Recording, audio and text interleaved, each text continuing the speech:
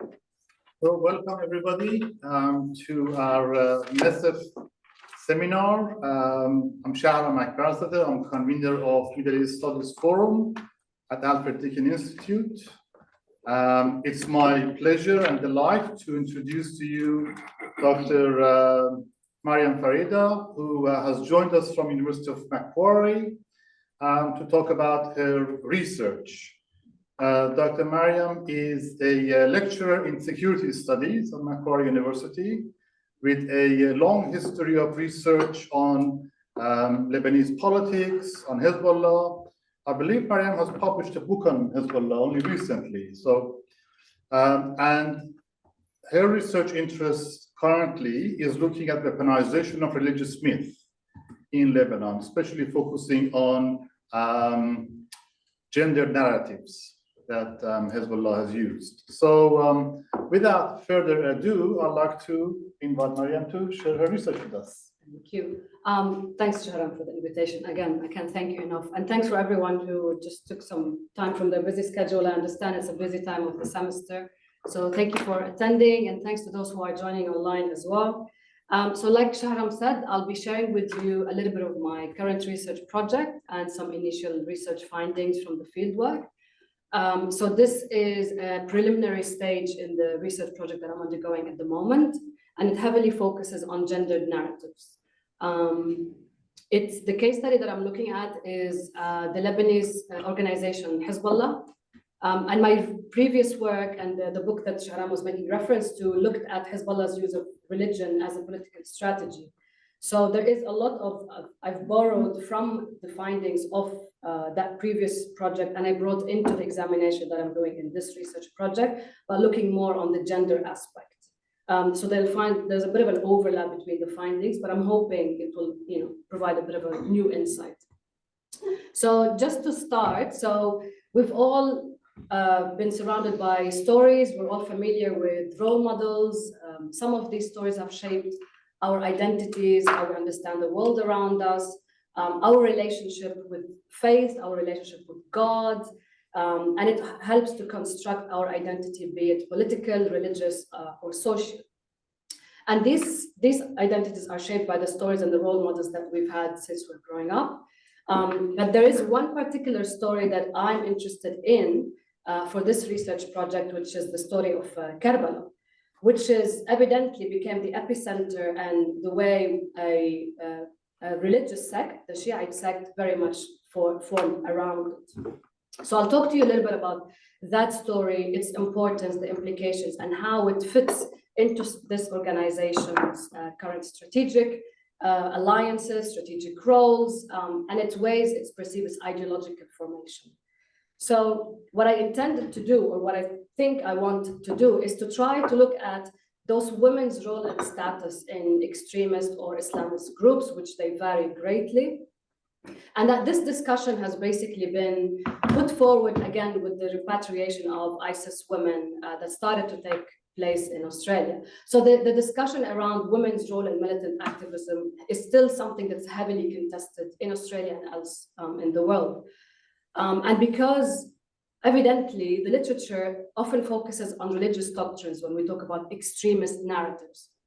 There's not much about the myth-making aspect of this narrative, or the role of ideologues, for example, or the role of heroes, if there is any. I mean, in the recruitment or propaganda tool, there is a heavily emphasis on, let's say, people who've been admired by a certain, or whether you're talking about a different spectrum from the Islamist extremism to right-wing extremism. But still, when we talk about religious extremism, the emphasis is on the doctrine itself. And I know that you all probably remember that big issue and question was, is the religion itself a violent religion, or is it that the people become motivated towards violence and then they just find solace in the religion itself to justify that act? So it's still heavily contested, but still we see more of the emphasis on the doctrine to explain those tendencies. So what I decided to do is, looking at those different diversities in the discussions in the literature, is try to look at a religious figure in an Islamist story or an Islamic story, And her name is Zainab, Sayyida Zainab. So I'll speak a little bit about her. What I'm interested in is to look at the centrality of her role as a symbol of gender empowerment, political participation, and mobilization of Lebanese Shiite women. So I asked myself to put forward to this research question, is to what extent is the symbol of Zainab important for religious narratives that are built around the role of women in Hezbollah? So I tried to take together the sort of gendered narratives based upon that figure, and how is this narrative is being utilized and to a certain extent weaponized by groups like Hezbollah to give Lebanese Shiite women certain gender roles that they need to occupy in the society. And in a way that will serve strategic goals for that particular organization. Now, I don't intend to say that this is strictly exclusive to Hezbollah. This is something I am sure that is used across different organizations. It's just that I intend to focus on that particular case study and that particular religious figure. And that maybe later on, I will look at different religious figures from other sects to try to see if there are overlap findings. So this research study has gained ethics approval from Macquarie High-Risk communities. So I was able to go down to Lebanon in July to start the initial phase, the first stage of this project, which is the field work.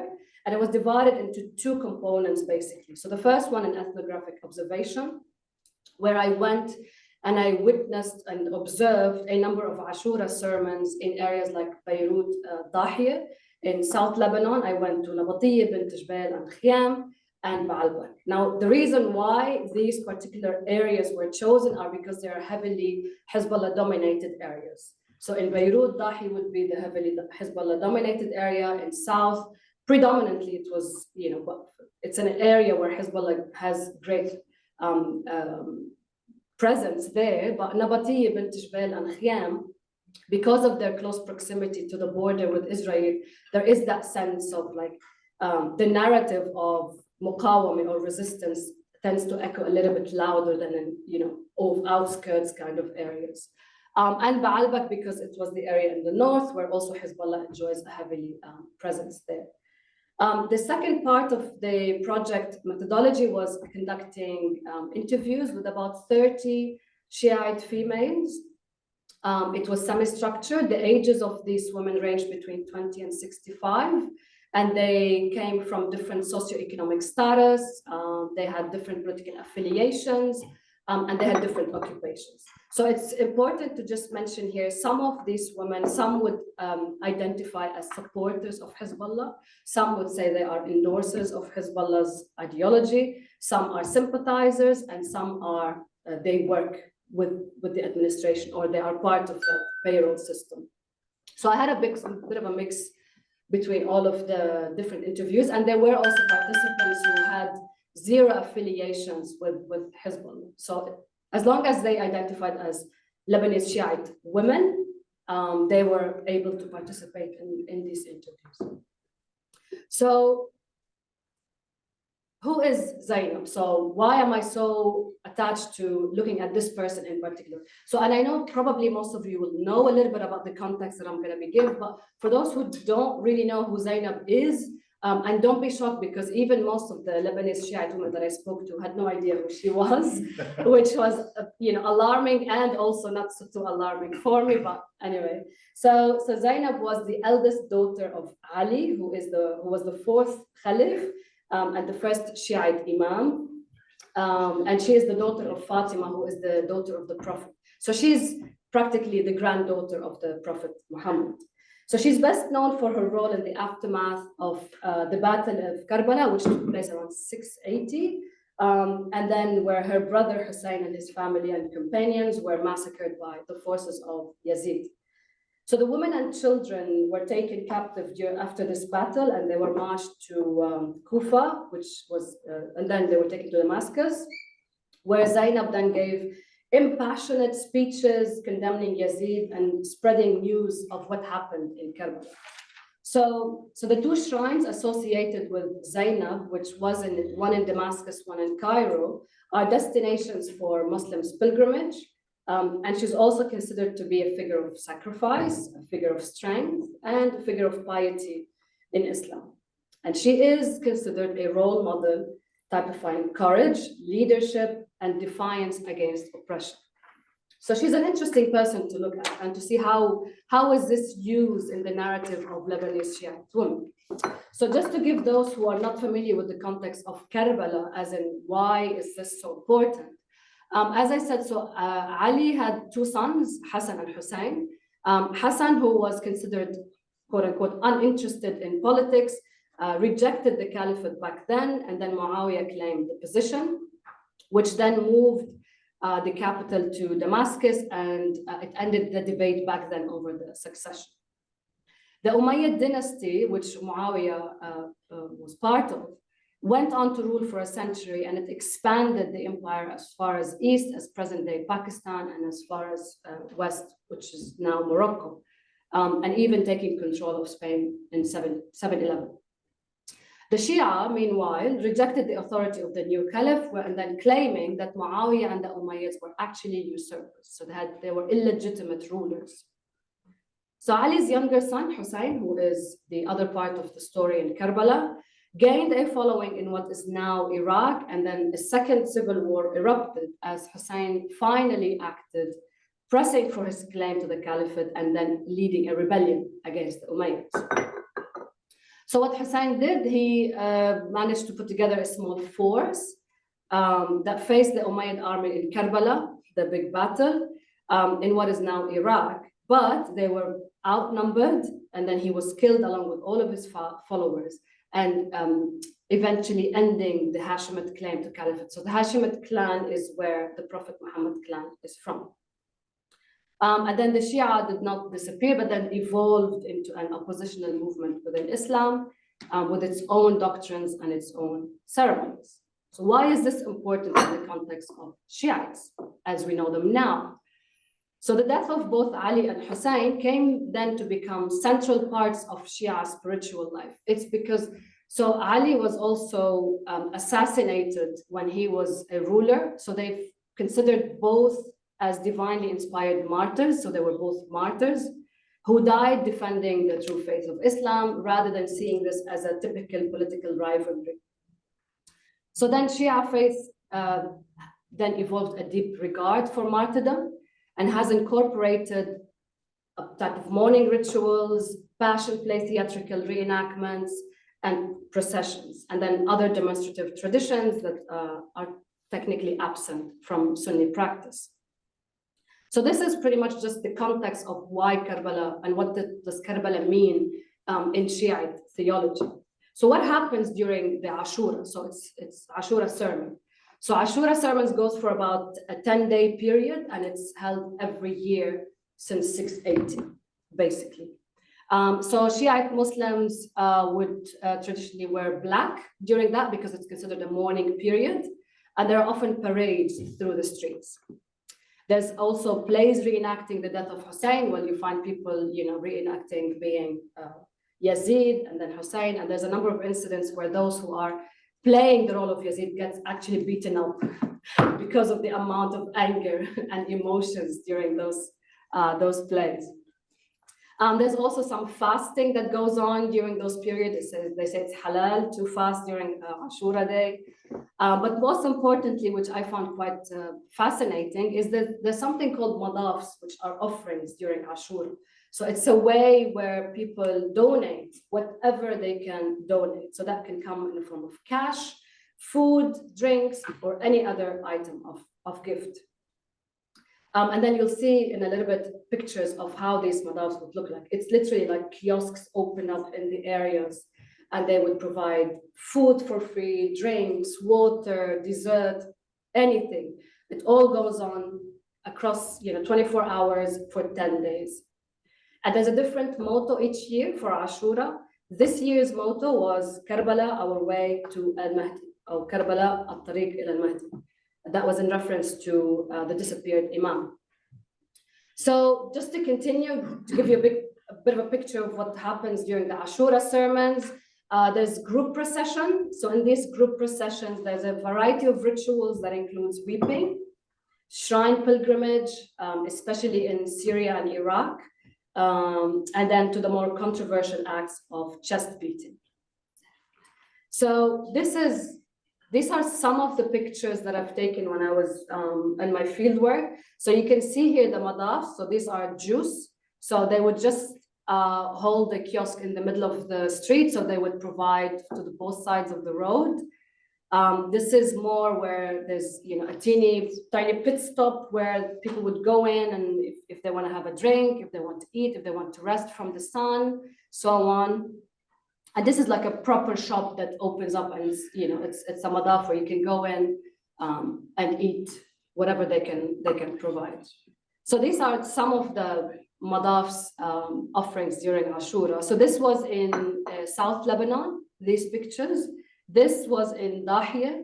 So these are the madafs where you have windows of kiosk where they would make sandwiches and provide sandwiches and juice and drinks. And you can see that all people is just in black as part. And this is, it's a full, it gets really, really, really busy. So it's fascinating to see this. So what I'll show you now is just a very short video of a sermon. And this was also in Dahiya. Just to give you an idea of the mourning, crying, and outcry that happens there. So.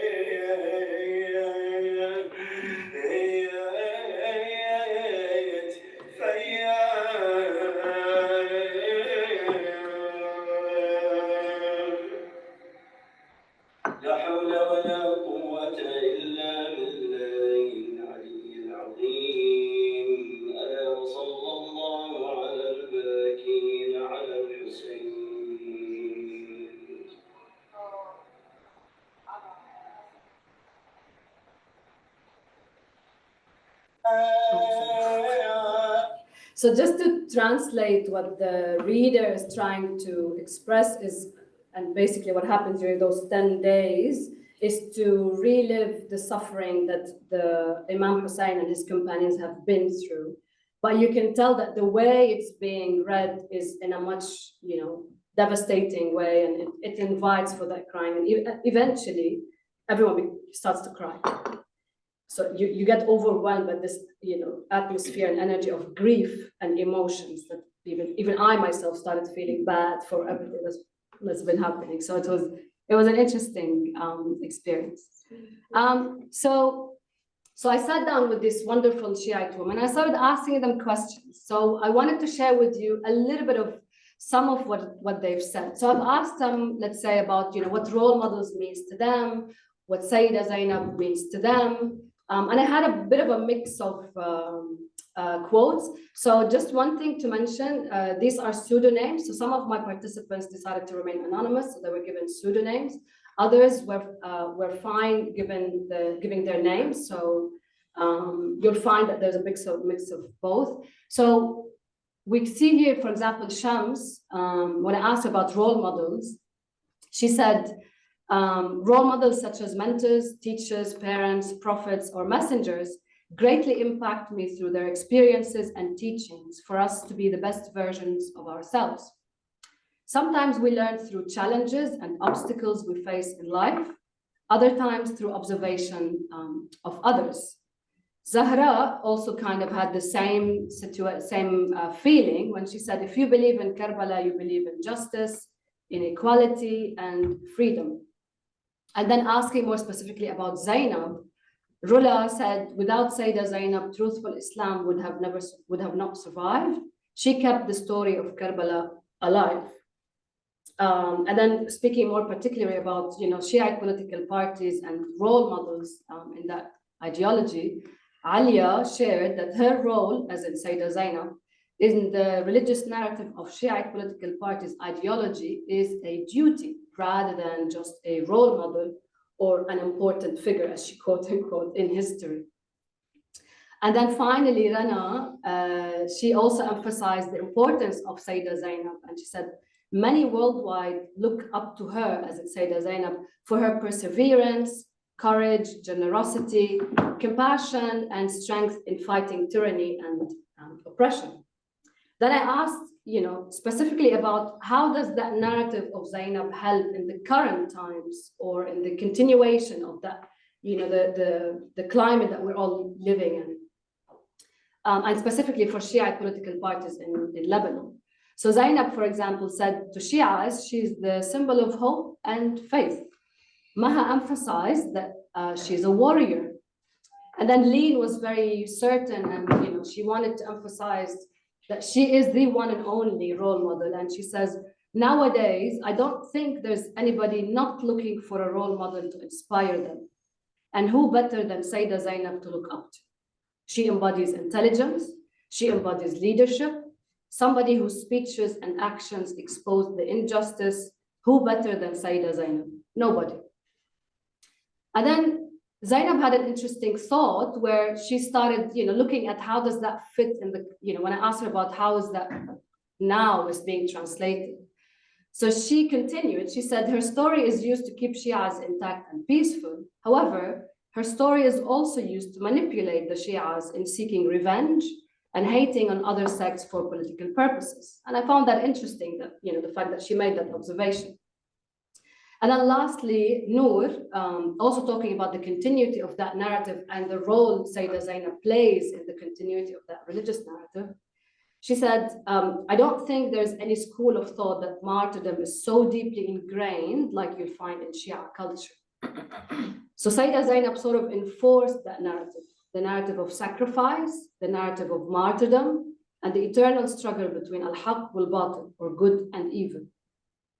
It is who we are, inshallah. The values of resistance, martyrdom, inspiration, gender empowerment, because at the end of the day, she was alone. And so it's important to continue our narrative. So Noor emphasized something that caught my attention. She spoke about Zainab's role giving her empowerment, giving gender empowerment. So if you remember, that was one of the things that I wanted to identify in this research. So just to zoom back and looking at what does the academic literature tell us about female involvement in militant organization.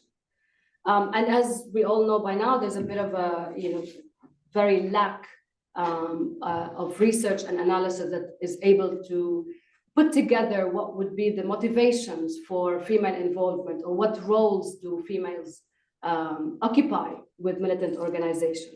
So I found out that female-centric extremism research, it often draws on qualitative data, interviews with individuals and so on. And this information tends to be either highly competitive to find or very personal. And of course, it's to say similar studies are also found in male-centric extremism literature. But while these studies are used to hypothesize upwards and try to find trends and insights, it's often not the case in relation to female-centric information. So there's no doubt that women play different roles within different organizations, but the fact remains that there are very few organizations that have arisen, either historically or currently, where women who have actually taken on leadership roles. So many extremist organizations are informed by ideological narratives that are extremely conservative, especially in relation to perceived roles or images of females. So Hezbollah, for example, which is the case study for this research, have rarely engaged women in violent attacks, or at least this is what it claims, even though the group has a strong history of using suicide tactics. And it's interesting given the perceived secularity or modernity in Lebanese environment. But there has been some anecdotal evidence of women playing different roles, like installation of bombs or installation of weapons. But again, these are very, very limited to anecdotal evidence, so there's not much hypothesis that can come out of that. So what I intend then to do is to look at all of these findings and ask the question, why and how do Lebanese Shiite women engage with ideologically extreme organizations like Hezbollah? So what I thought I'll do is I'll look at it from two different lenses of inquiries. The first looks at the individual approaches, looking at vulnerabilities, the motivations, and then the interplay with groups, and in this case, Hezbollah group. And the other is to then frame this within a critical discourse analysis, where I would look at the sources, try to interpret the symbolism, for example, that's used here, and then evaluate the relevance in the big social context. So looking at the in-group, out-group dynamics. So some of the findings that I'm starting to find ways in this research, and again, this is still in the initial stages, so please bear with me. I'm only hypothesizing at this point. So what I've looked at is that because Hezbollah is so much evolved around, or a Shiite ideology that is much more around the cult of martyrdom, the myth-making nature should not be sidelined from how is this used to generate mobilization, to generate supporters, and so on. So research, for example, has continuously emphasized that martyrs are created by actors who are actually interested in providing their communities with examples, with role models, with heroes that underline that specific ideological or altruistic character of martyrdom in order to boost collective identity. So in this case, Sayyidah Zainab can be that one particular figure that is used as a role model to provide or to boost collective identity.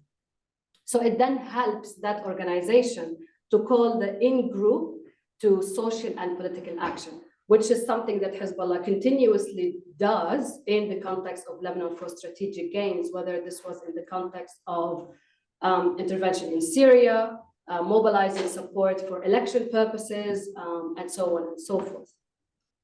So there is this has then found its way to for religious justification of violent extremism, but it's also to provide communities with examples to follow. And you saw that how a lot of these women echo that same narrative that she is, or Sayyidah Zainab is often an example that we all need to follow and look up to. So what I'm interested to investigate is that fictionalization politics that Hezbollah employs or weaponizes, which is when you develop collective memory of past events and then linking them to current context. And this is something groups like Hezbollah or other groups, for example, do very, very well in order to attract historical grievances and then put them in the context of something needs to be done now, and how current events are very much linked to historical events. So for example, Sundus here, Sundus is the hero of this research. She's a very interesting person. So Sundus is a journalist. She wrote an article on Sayyidah Zainab herself, so I've interviewed her personally. So Sundus is 23, and she volunteers with Hezbollah in training, in scouts training. So she trains young girls aged 12 to 16 with their scouts activities. And she's a very much vocal person about her strong ideological commitment to Hezbollah. So I spoke to her, one about her article, which I'll share just a bit of an excerpt in a bit, and being a part of the study. So she emphasized that resistance women, so she calls them resistance women, in the pre-Hezbollah era, were reportedly barred from basic rights as part of the persecution that Shiite have endured for a long time. So what she's done is she paralleled the Shiite prosecution, historical Shiite prosecution in the region, with the way that Hezbollah has actually helped, especially women who are with Hezbollah, to overcome this. So she paralleled two historical events with current events, which is very good. So then the Ashura sermon, so I go back to the Ashura sermon, is that place and space to reinforce the in-group boundary. And that reinforcement comes through sufferance, through outcries, and through that collective mourning that happens during those 10 days of Ashura. But then I spoke to Bushra al-Khalil, who is a prominent Shiite lawyer in Lebanon. And she said something remarkable, where she said there's a deliberate attempt to do something called istibka, where you're like, it's not fake crying, but you're over crying to the extent where you don't really mean it anymore. But that there's a deliberate exercise in those mourning sessions as a way to overplay emotions and overplay agony and struggle. So there's a lot of instances where in some of these sermons, for example, and I don't know if you've noticed from that reader, the way he's saying is like he's almost crying, but he's not really crying. But it's to invite the others to start pouring down these emotions until eventually everyone starts crying in that space, which is amazing. So she said, and that is part of a continuous and systematic exercise that groups like Hezbollah want to do, where they want to detach the Shiite community from any era that happened before Hezbollah's inception, and to just remind its constituents that Hezbollah is there to protect you from to being any attempt of a prosecution, and to always link your identity, your Shiite identity, to what Hezbollah then dictates as such. So, and that was quite interesting to put forward. So this then brings in the picture the weaponization of Karbala, for example, that Hezbollah did in its intervention in Syria and Yemen. It was basically under the same pretext, is that there is a need to go fight Takfiris because they are the oppressors. Hezbollah fights with the oppressed, and it's our role to go and protect the borders, protect. If you remember, the slogan for that intervention was called Labbaiki ya Zainab, which is an out call to go for Zainab. So that was one way of using it. So just to bring it back as into the big picture is the narrative of martyrdom. So how does that fit for the women's narratives, the gendered narratives? So it is evident in the literature that big factions or institutions in Hezbollah play a really critical role. So there's one association in Lebanon called Women's Association of Hezbollah, Rabitat al-Nisa, which incredibly plays a critical role alongside the fighters. Even that it's not a violent or a militant role, logistically, it plays a very, very important role for the continuity and the longevity of these institutions. So these women then that work or volunteer with the Women's Association, they become political symbols. So all what Hezbollah needs to do is to show the number of support they have from women as a political symbols. Because that narrative evidently is Hezbollah's narrative, which is the cult of martyrdom, then everyone is part of that narrative, whether it's a woman or a man. So merging the religious significance of martyrdom with the political dimension, as I said, especially the concept of self-sacrifice, it helps groups like Hezbollah in national and territorial struggles. And there was one specific woman, wonderful woman, her name is Wala. So Wala is the mother of the person we see in the picture, Hussein, who died fighting in Syria around 2014. So Wala's way of explaining her son's death comes only as a celebration. And then she showed me a couple of WhatsApp messages that she exchanged with Hussein before his death. And it was always about the narrative of I see Zainab in my dreams. I see her when I'm going to fight. I see Hussein in the calling. And her response is, and there was one text message, and I'm just getting the final line there, where Hussein was upset that in one particular battle, he didn't die, but his friend Mahdi died, and he was upset. So she replied to him, maybe Mahdi was ready for martyrdom before you. And this is a translation. My dear, remain on your path and strong like I taught you. May God not deny you martyrdom. So these are really powerful thoughts from mothers who have been, have become acquainted with the idea of losing husbands, losing sons, all for the causes of martyrdom and ideological commitment. So the symbolic status that they gain is very, very glorified. So we go back to the gender roles and the gender narratives.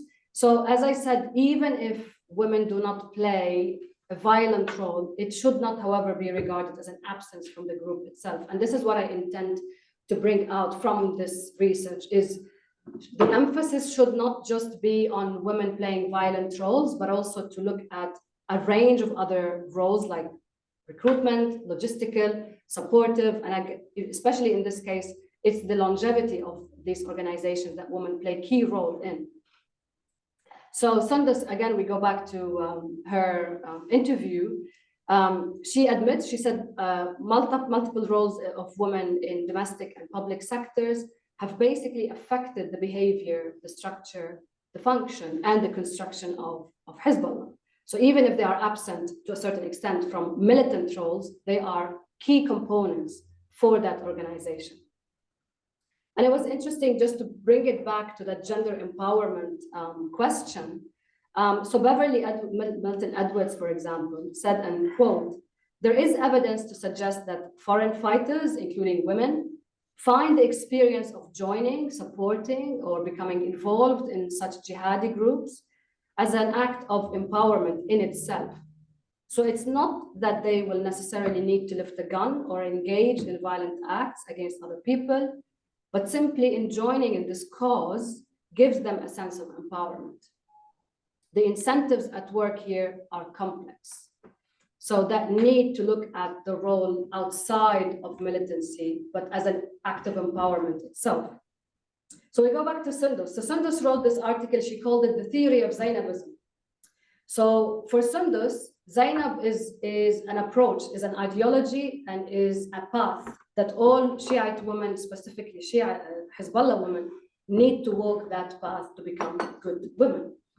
So she said, "These great figures, particularly Sayyida Zainab, have influenced Lebanese resistance women in their revolutionary movement, which has been ongoing since 1982. So what she coined the Zainabist approach, in her words, are women from all walks of life, as men, are requested to effectively take part in the revolutionary anti-corruption movement intended to establish strong legislation and enforcement against perceived endemic corruption and oppression." So these are really nice and abstract kind of words.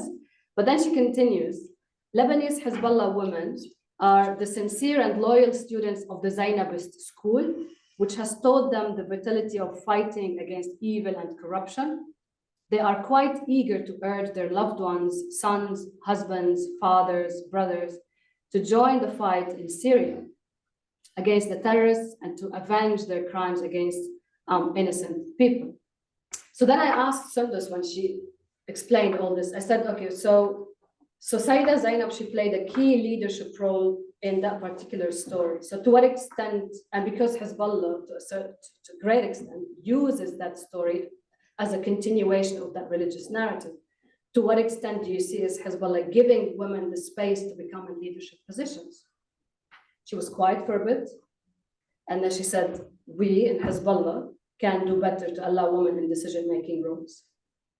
So even if that narrative is about a leadership narrative, it is still situated within a specific gender roles for these women to play in that organization.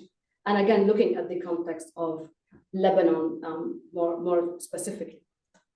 So the focus on female violence is important, especially when we look at operational roles. And it's also equally important that researchers and policymaking look at that diverse ways that women engage with such organizations.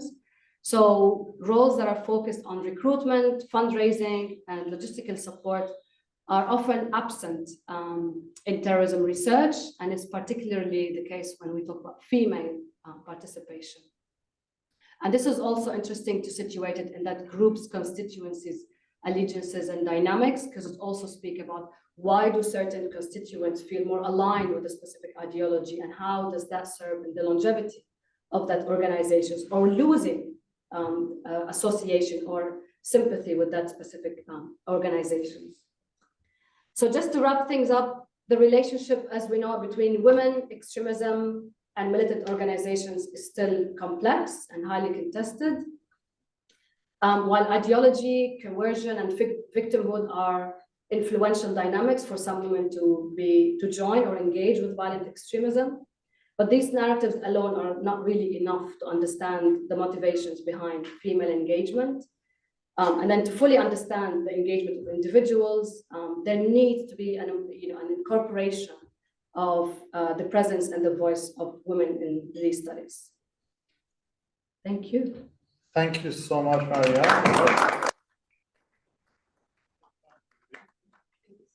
Thanks for very rich presentation, rich in conceptual content and rich in multimedia. I know. That's fantastic. Right, we'd like to open the floor to questions now.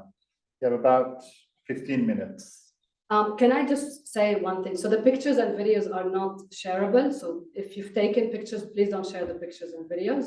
So that was one thing. So. Thank you for that. There is in Trinidad, they have a tradition called Osiyeh. When the slave became free, it's like Ashura, but these are Christian black slaves. They used to be slaves, but now they are free. But every year they have this carnival, and they are dancing, and they have also characters like the female and male characters. They do this.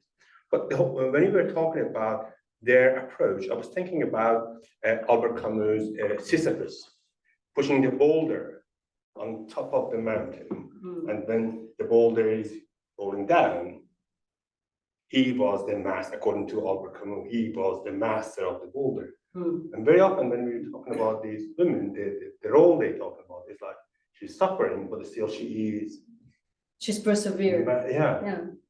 Is it because of the impact of the French philosophy in Lebanon?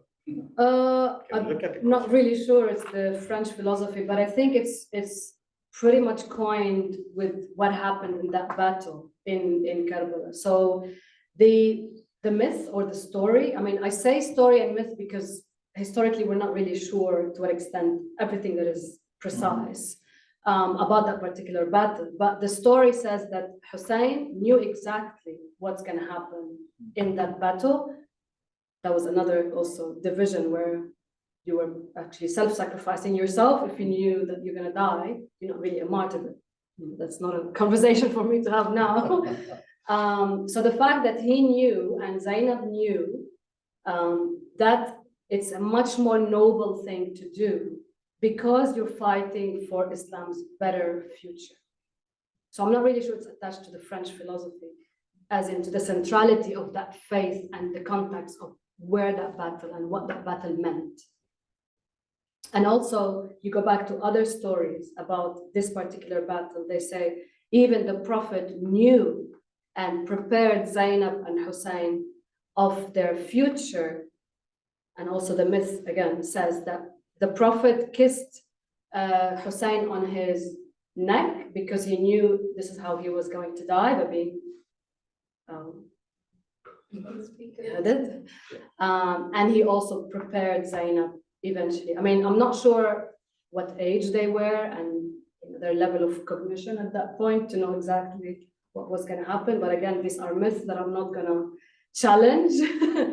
But it's knowing what's going to happen and still going ahead with it means that it's a very much more powerful, has much more powerful echoes.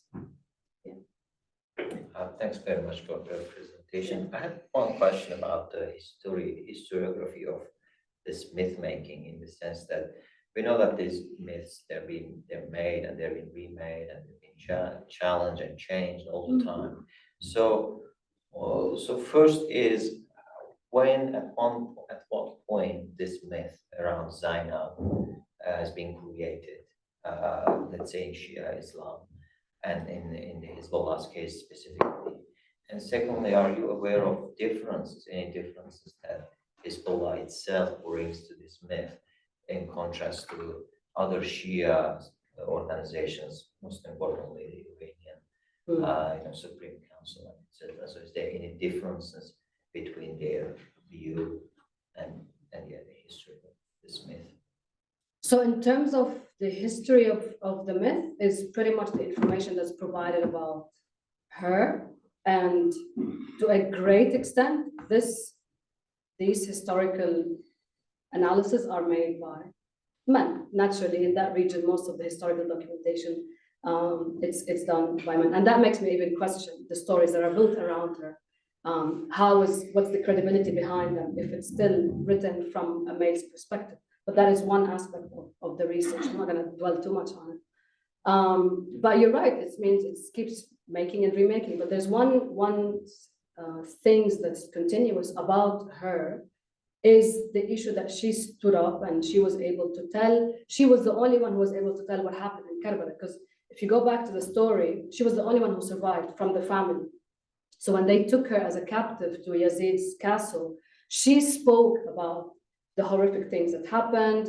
And then the story says that Yazid didn't know who she was. Then they told him that's Zainab, etc. And then soon after they let her go, she initiated the first Ashura sermon. So she was the one who opened up like a big funeral, and she started talking in that same way, where she's crying and there's outpouring of cry and there was poems, etc. So that thing has been continuous since the Battle of Karbala, which was back in 680. So the fact that every year since then there's a continuous reminder, let alone the historical prosecution against Shiites, which goes back, it always reiterated that specific narrative that Shiites are always prosecuted, because back then they were prosecuted and they were still prosecuted now. That's why Shiites need to be unified and to be attached to that cult of martyrdom, because that is what they are and who they are. Okay. Now, in terms of how Hezbollah uses that, I mean, it's very clear that Hezbollah didn't just start its inception and said, okay, we're going to use those specific roles and use them for mobilization. It is part of their DNA anyway. And Hezbollah's inception is an ideology, is very much attached to Iran's Wilayat al-Faqih doctrine. Even though Wilayat al-Faqih doesn't really put a lot of emphasis on these particular roles of Hussein and Zainab, but operationally in Lebanon, Hezbollah took those roles and then used it to recruit and to mobilize young men and young women towards that specific organization. And I'm not sure, I mean, in Iran, during the Iran-Iraq war, that narrative of Karbala and Hussein was used to motivate young Iranians to go and cross the minefields. Yeah. So Khomeini was the first one who initiated that, you need to be a martyr, a willing martyr, as to walk the path of Hussein. So Hezbollah just used it operationally, but ideologically it was ingrained there since the beginning. So it wasn't something that they chose from the books. It was part of their DNA anyway. They just weaponized it as a mobilizing factor, first for men, then now women. So there are two separate roles. But there was one thing that is evident and very clear when you go to these Ashura sermons or during those 10 days, the emphasis is on Hussein. Slogans, pictures with the face covered, etc. The stories, etc. So I asked a lot of these women, like, does it bother you that, you know that if it wasn't for Zainab, no one would know what happened? So if you all agree that without her, no one would know. But the emphasis during these morning rituals is on Hussein, which is the main figure. So then Sundus agreed, because at that point she realized, yes, like they can do better. And I said, even pictures of martyrs, for example, Hezbollah martyrs, if you go and look around, it's always men. I mean, I'm sure there are women who die in the cause, etc. So Sundus said her close relatives, one of them is her aunt, and a lot of female relatives, they died, and she said they were martyrs, but no one talks about them. No one puts pictures of them. No one, engages in that storytelling about the women who die, because it's always the man. So she said yes, and that's where she said we can do better, because it's often the narrative is emphasized. And again, looking at this from the context of Lebanon, which is a heavily patriarchal society where the focus is always the male and not the women. So this is where I engaged with them in that question of gender empowerment. Like, to what extent do you feel empowered or not empowered? So this is what I'm trying to investigate. Yeah. So there are two more questions, but I can't stop myself by saying we can do better by promoting the pictures of female martyrs as well. I know. I'm not sure if that's the right way to do better. It is. But from a sociological perspective, it's like you see the propaganda is often a male propaganda. Yeah. Yeah. Shut it, please. I've got like a million questions. Just one. one. I will ask later. So coming from Iran, I feel like growing up in an Iranian school, to us, Fatima was promoted more. Mm. I wonder if it's because she was more of like a Peaceful. good girl, like the prophets. I've got stories for you with that. Yeah. Whereas Zainab, as you said, I mean, obviously Hezbollah use it to their advantage, but even knowing that, obviously for Ashura, we have Shaman Ivan, which is like one night specifically mourning for Zainab, and Yeah. that is very much more centered on her. Yeah. But that's literally the only time you hear about her, whereas Mother's Day is the day where Fatima, I think, was born. Always you talk about Ali and Fatima. So I was wondering if this is because of that sort of submissive role that maybe the Iranian doctrine wants to focus more on, or yeah, it just came out to me. I mean, you've kind of answered your own question, but you're going around. Yeah, So do you exactly. imagine, for example, Hezbollah using the narrative of Fatima in an operational militant No, scenario? but maybe. Who can they use in that way? But maybe it is useful for like dominating women. But the narrative of Zainab is dominating women, and they did come across the story of Fatima. So they see her more as the mother of Muslims and Muslim women. But it's always often the story is in a narrative where it's about mothers, good wives, good women, etc. But in a militant role or political role, you'll find Zainab at the forefront. So yes, she's there, and Khadija is even there. But in a more organizational and militant role, you'll find Zainab much more evident. Yeah. We go to Greg and then Afton and then we're done.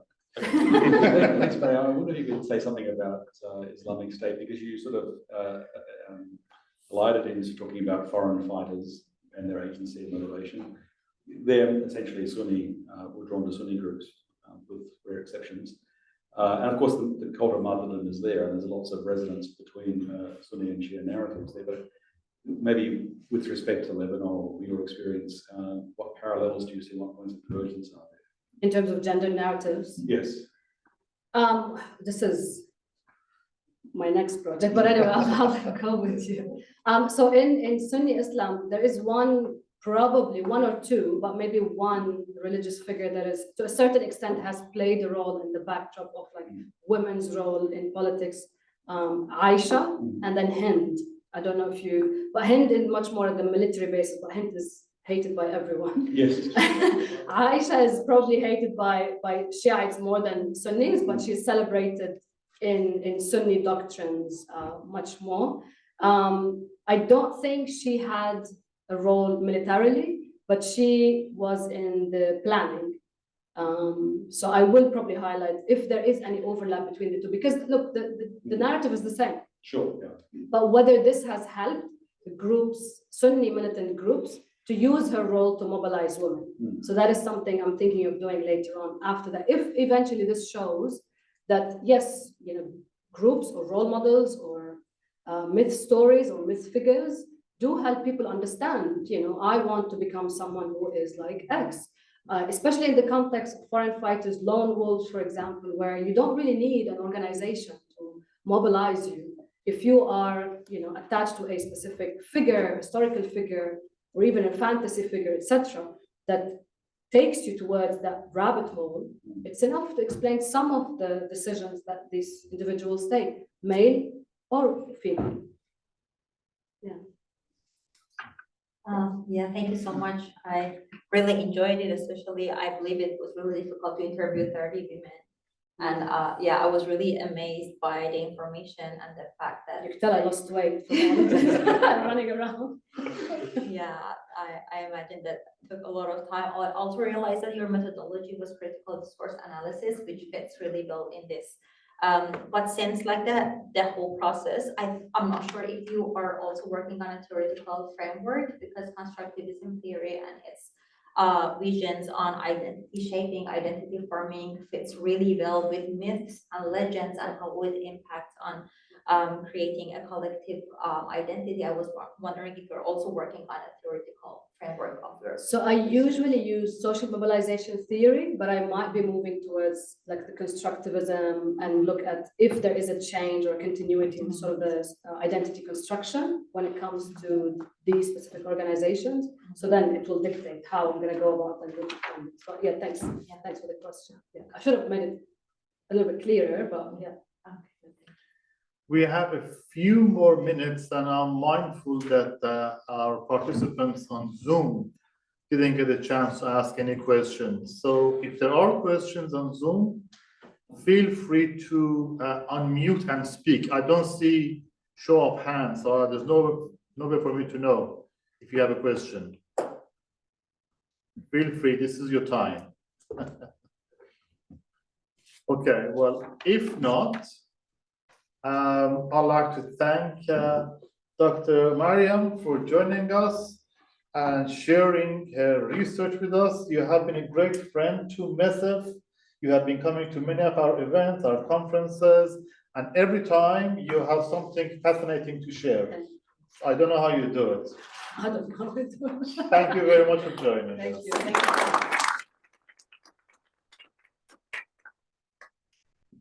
Thank you everyone on Zoom. Bye-bye.